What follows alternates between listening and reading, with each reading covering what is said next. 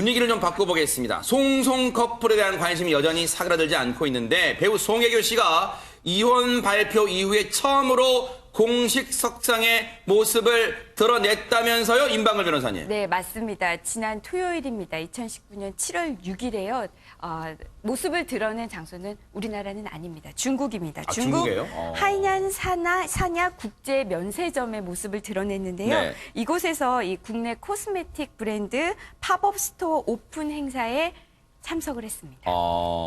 그러니까 그냥 화장품 행사인가 봐요. 코스메틱 들어가 있고 보니까 코스메틱 브랜드 여러 화장품 업체들이 참석하는 그 행사인 것 같습니다. 이혼 발표 후에 첫 공식 석상의 모습을 드러낸 건데, 그런데요, 장영 교수님, 사실은 어느 화장품 업체라고 얘기하지 않겠습니다만 사실 이혼 발표 후에도 그 해당 화장품 업체 모델 계속 할 건가도 관심이었잖아요. 그렇죠. 뒤에 얼핏 화장품 브랜드가 보이기는 합니다만 국내 화장품 모델을 꽤 오랫동안 송혜교 씨가 이 브랜드를 하고 있었고 또 이미지 자체가 또 잘 맞고 매출이나 이런 것들을 이제 고려해서 모델을 정하지 않습니까? 송혜교 씨가 이제 나름 모델로는 굉장히 잘 활동을 했던 것 같은데 이제 사람들의 관심은 모델로서의 역할이 아니라 27일 날 이혼 발표 이후에 송혜교 씨가 과연 언제쯤 얼굴을 드러낼 것이냐 이 부분이었었고 모델을 하냐 마냐도 있습니다만 사실 이게 이슈가 됐던 게 중국에서 이제 이게 이 열린 행사다 보니까 중국 웨이보에서 이 해당 브랜드가 중국 웨이보에 송혜교 씨가 이 행사에 참석한다라고 공지사항에 내용을 올려버린 거예요. 그러니까 사람들의 관심은 이혼 발표 이후에 첫 공식 석상 자리이냐 보니까 얼마나 많은 또 관심이 몰렸겠습니까? 그래서 아시아 전역에서 많은 관심을 보였다라고 합니다. 이 많은 관심을 보였다라는 내용 안에는 물론 칭찬도 있겠습니다. 혹은 잘해라, 힘내라 이런 응원도 있겠습니다. 비난도 분명히 아주 많았을 거예요. 워낙 문제가 크다 보니까 결국 이 게시물이 중간에 삭제가 됐습니다. 아이고, 행사 그래요? 이전에. 그러니까 다시 사람들이 삭제가 된 거 보니 참석을 다시 안 하기로 결정한 것 아닌가. 이게 또다시 관심이 된 거예요. 그래서 당장 행사 직전까지도 과연 송혜교가 이 행사장의 얼굴을 보일 것이냐 안 보일 것이냐가 이슈가 됐었는데 얼굴을 보였고 또 일단 보였다라면 모델로서 참석을 한 거니까 또 방긋방긋 웃어야 되지 않겠습니까? 방글방글 웃었다고 해야 되나요? 웃어야 돼야 보니까 또 이 시기와 개인적인 이 어떤 사건과 또 이 공식성상 있는 모습과 여러 가지가 함께 또 이슈가 됐었습니다.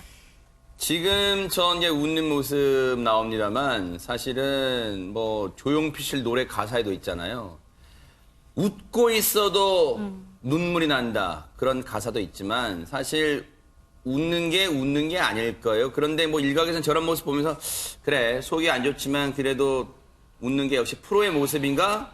이런 생각도 하실 것 같습니다. 최명기 원장님. 그러나 조금 마음이 편한 점도 있을 수는 있습니다. 아, 그럴까요? 왜냐하면 이제 부부 간의 갈등을 보다가 보면은 매일 만나고 매일 다툴 때가 최악이 되고요. 아하. 그런 다음에 딱 그게 어떤 이혼이 됐든 어떤 식으로 결정이 되면 좀 마음이 편해지는 게 있습니다.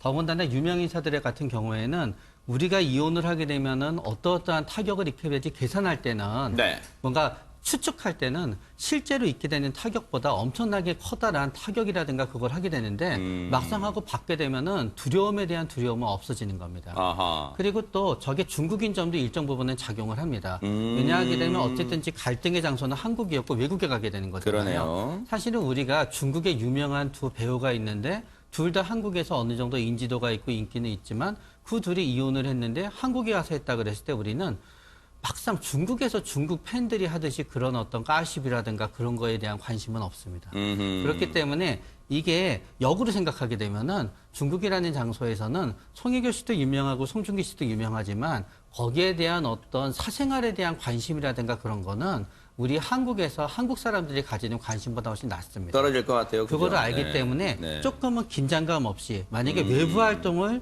어차피 내가 안 하고 살 수는 없다고 생각하고 외부 활동을 할 수밖에 없다라고 생각하게 되면은 어떤 의미에서 중국에서 어떤 드라마나 그런 게 아닌 모델 활동 정도로 이렇게 사람들 앞에 나서는 거는 굉장히 현명하게 선택을 했다라고 볼 수도 있습니다. 최적의 장소이자 최적의 타이밍이었다라는 생각도 해볼 수 있다 이런 말씀이신 것 같아요. 그런데 이런 가운데 송중기 씨 아버지가 주변 지인들한테 보낸 문자 내용이 또 알려졌다면서요, 김기혁 아나운서. 네, 이 아버지의 아들과 며느리 일에 안타까운 심정이 드러난 문자가 주목을 받고 있는데요. 네. 그 내용이 배우 송중기 씨의 아버지가 모든 게 저와 중기의 부족함이라는 내용의 문자 메시지를 지인들에게 일괄적으로 네. 이제 보낸 거예요. 내용을 한번 다 읽어주세요. 네, 네네. 그 내용을 살펴보면요. 네. 갑자기 좋지 않은 소식 전해서 죄송합니다. 모든 게 저와 중기의 부족함이라 여기고 성실하게 잘 마무리하겠습니다.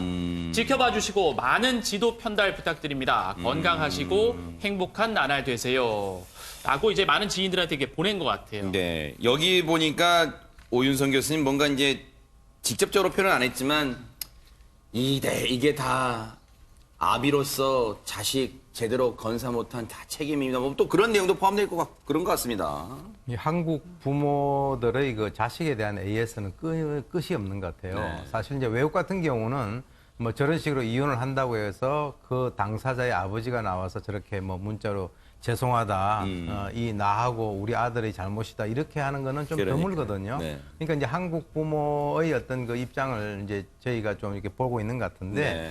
사실 이제 그 송영각 씨 같은 경우는 평소에도 상당히 이 며느리에 대한 사랑이 상당히 지극했다라고 합니다. 그랬다면서요, 네. 그래서 이제 며느리 사랑은 이제 시아버지다라고 해서 네. 어떤 것이 있냐면 이제 하나 이제 그 글을 올렸는데요. 네.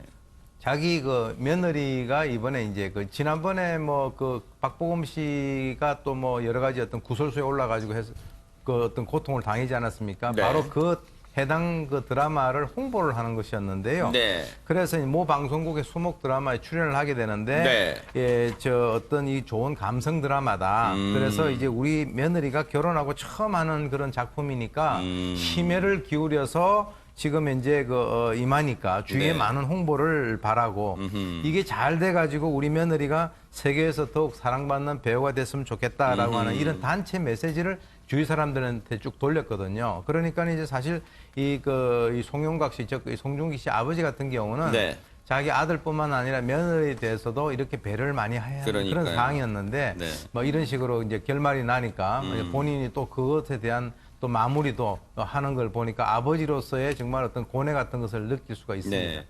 이렇게 극진한 며느리 사랑까지 보여줬던 송중기 씨 아버지이기 때문에 장영 교수님 아마 예. 이번 이혼 발표가 좀 더 충격도 크게 다가왔을 것 같은데 그러면 이혼 발표 전까지는 아예 이 사실을 예측을 못했던 걸까요? 어떻습니까? 그러니까 일각이 그렇게 많이 보도가 됐어요. 그리고 한 일주일 전이니까 열흘 전에 이 송중기 아버지라는 이 자체가 또 인터넷 검색어의 상위권에 들어갈 정도로 이 네. 문자 메시지 때문에 이 아버지가 이렇게 지극정성으로 며느리를 사랑했는데 이렇게 이혼할 줄 몰랐던 것인가 이게 또 이슈가 되기도 했었거든요. 네. 그리고 실제로 그 이후에 그 송중기 생가로 알려진 뭐 송중기 박물관이라고까지 불리고 있는 그 부분에 관련된 드라마 사진이 내려졌다. 이것도 혹시 아버지가 내린 거야. 계속 송중기 아버지 관련된 게 이슈가 됐었습니다. 그러면서 송중기 아버지가 뭐 전혀 몰랐던 식의 보도가 있었는데 송중기 아버지 측에서 그게 아니다. 알고 있었다라고 이제 다시 그러니까 그래요? 언론에 보도된 내용들은 다 잘못된 내용이고 나는 다 알고 있었다라고 네. 했고 당시에 알고도 있었지만 백내장 수술 때문에 병원에 좀 입원해 있었다고 합니다. 그러다 보니까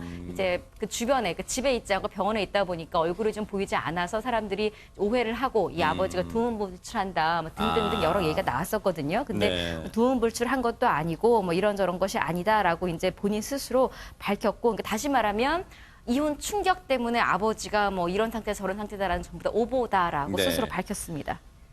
그러니까 뭐 일각에서는 뭐 해당 어떤 지역 언론이었던 걸로 기억합니다만 뭐 충격으로 두문불출하고 있다. 네. 뭐 단독 보도가 한번 나왔었는데 거기에 대한 해명을 하신 거예요. 송중기 씨 아버지께서 백내장 수술로 병원에 입원해 있었고 통화가 어렵다고 전했다. 이렇게 입장을 밝히고 있습니다. 그런데 이런 와중에 지금 공식 석상에 처음으로 송혜교 씨는 나왔잖아요. 김기혁 아나운서. 네. 송중기 씨는 지금 뭐 하고 있을까요?